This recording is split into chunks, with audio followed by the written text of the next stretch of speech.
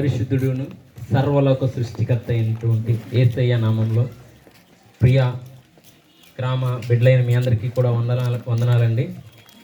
ఈ లోకంలో ప్రతి ఒక్కరు కూడా వారి యొక్క పరిస్థితులను బట్టి చిన్నపిల్లలు మొదలుకొని ముదిము వచ్చే వరకు కూడా ఎన్నో సమస్యలతో ఇబ్బందులతో ఎంతోమంది బాధపడుతూ ఉంటారు. అయితే ప్రతి ఒక్కరు కూడా ఈ బాధలు ప్రయాసలు అన్నీ కూడా ఈ లోకంలో మన తనువు ఉన్నంతకాలం, మన తనువు చాలించిన తర్వాత అవి ఏమైనా కూడా ఎవరికి కూడా కనిపించవు. వారింటి వారు కూడా వాటిని జ్ఞాపకం చేసుకోవడానికి కూడా ఉండవన్నమాట అండి. అయితే ఈ లోకంలో ఎంతో కాలం ఎన్నో యుగాలు గడిచిపోతూ వచ్చినాయి, కానీ మానవుడు గ్రహించినది ఏంటంటే ఈ లోకంలో మానవుని యొక్క జననం యొక్క మర్మాన్ని కానీ మానవుని యొక్క మరణం యొక్క మర్మాన్ని కానీ తెలుసుకున్న వారు ఏ ఒక్కరు లేరు. కానీ ఒకప్పుడు ప్రభువుని యేసుక్రీస్తునందు నేను లేనప్పుడు ఈ విషయమై కనుగొనాలని ఎంతో ఆశపడేవాడిని. ఆశపడుతూ అనేక గ్రంథాలు చదివినప్పుడు ఏ ఒక్క గ్రంథం కూడా నాకు సమాధానం చెప్పలేదు. కానీ ప్రభువుని యేసుక్రీస్తులో పరిశుద్ధ గ్రంథం అని వ్రాయబడినటువంటి బైబిల్ మాత్రం దీనికి సమాధానం చెప్తూ ఉందన్నమాట అండి. ఏంటా మాట అంటే, బాలుడు నడవలసిన త్రోవను వానికి నేర్పించండి, వాడు పెద్దవాడైనప్పుడు అంటే ముదిమిలో ఉన్నప్పుడు అతడు ఆ మార్గాన్ని తొలగిపోకుండా ఉంటాడని చెప్పి లేఖనం తెలియజేస్తుంది అన్నమాట అండి. అంటే ప్రతి ఒక్క మనుషుడికి కూడా బాలులతో పని ఉంటుంది, యవనస్తుడితో పని ఉంటుంది, కౌమార స్థితిలో అంటే మధ్య వయస్సు కలిగిన వారితో ఉపయోగం ఉంటుంది. కానీ ఏ ఒక్క వ్యక్తికి కూడా వృద్ధాప్యంలో ఉన్న వారితోటి ఏ ఒక్కరికి కూడా ఉపయోగమే లేదు. ఎంతలా ఉపయోగం లేదంటే ఆఖరికి మనం కని పెంచి పెద్ద చేసినటువంటి పిల్లలు సైతం ముదిలో ఉన్నవారు వారి తల్లిదండ్రులు ఆ పిల్లలకి అక్కర లేకుండా పోతా ఉన్నారండి. అయితే ప్రభువైన యేసుక్రీస్తు అయితే మట్టికి ఒక మాట మట్టికి మీకు తెలియజేస్తున్నారు. ముదిమిలో ఉన్న మిమ్మల్ని నేను చంక పెట్టుకొని ముద్దాడుతానని చెప్పి, ఎత్తుకొని మిమ్మల్ని సంతోషంగా ఉంచుతానని చెప్పి దేవుడు మీకు వాగ్దానం ఇస్తున్నాడండి.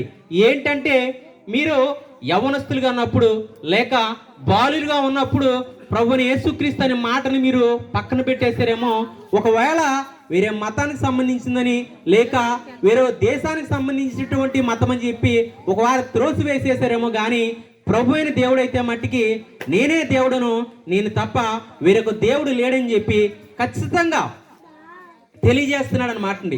అయితే ఎవరైతే ఈయన యందు విశ్వాసం ఉంచి ఈయన మార్గంలోకి రాగలుగుతారో వారందరూ కూడా మన యొక్క కాలం సంపూర్తి అయిపోయిన తర్వాత, అంటే ఏ ఒక్క ముసలివాన్ని కూడా మనం ఒక్కసారి అడిగి చూస్తే, తాత ఏం చేయాలనుకుంటున్నామంటే, నేను ముదిమిలో ఉన్నాను, ముసలివాడిని అయిపోయాను, నేను ఇంకేం చేయగలను, కాడి రమ్మంటుంది, ఊరి పొమ్మంటుంది అంటూ ఉంటారన్నమాట. కారణం ఏంటంటే వారు మరణం కొరకు, వారి తుది శ్వాస విడవడం కొరకు ఎదురు చూస్తూ ఉంటారు.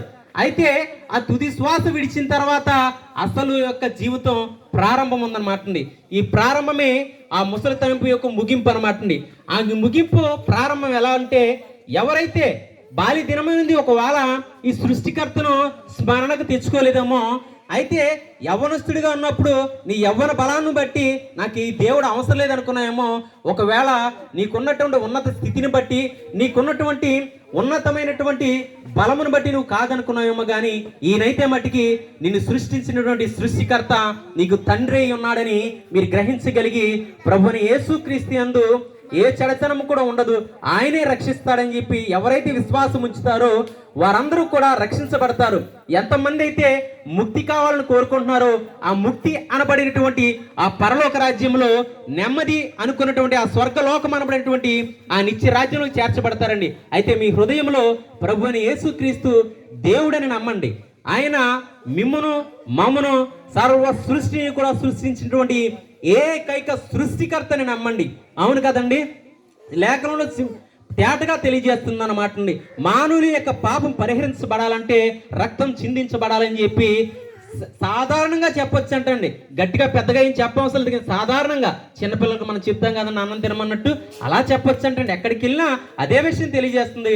అయితే వాక్య లేఖనంలో ఏమని తెలియజేస్తుందంటే, ఈ లోకంలో ఉన్నటువంటి ప్రతి ఒక్కరి కొరకు ప్రభువైన యేసుక్రీస్తు యొక్క రక్తం చిందించబడింది.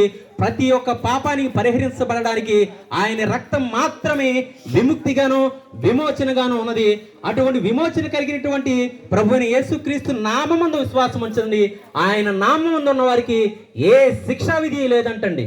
అటువంటి వారికి నిత్యరాజ్యం సంప్రాప్తమవుతూ ప్రభు ఆ దేవుని యందు మనం కుమారులుగా కుమార్తెలుగా యుగ యుగాలు కూడా ఆయనతో సంతోషం కలిగి జీవిస్తాం. కానీ నరకలోకంతో మనకు పనే లేదంటండి.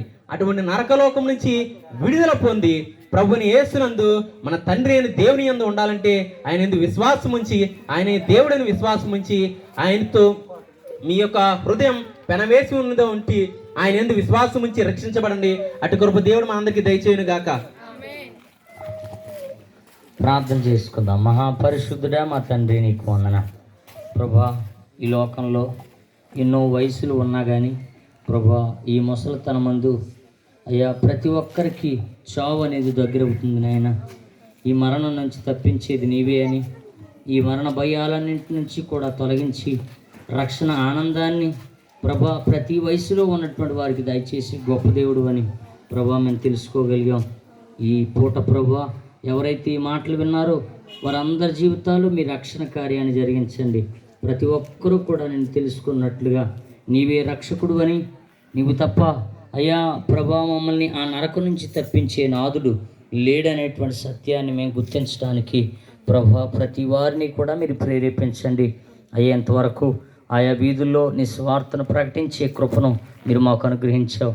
చెప్పిన బిడ్డలను మీరు దీవించండి అయ్యా. విన్నవారికి మీ రక్షణ దయచేయండి. సహకరించిన బిడ్డలు అనేక మంది వారికి ఉన్నటువంటి పనులన్నింటినీ విడిచిపెట్టిన ఆయన నీ సన్నిధిలో నీ స్వార్థలో పాల్గొనాలని సంతోషంతో వచ్చారు నాయన. వారిని వారి కుటుంబాలని కూడా దీవించండి.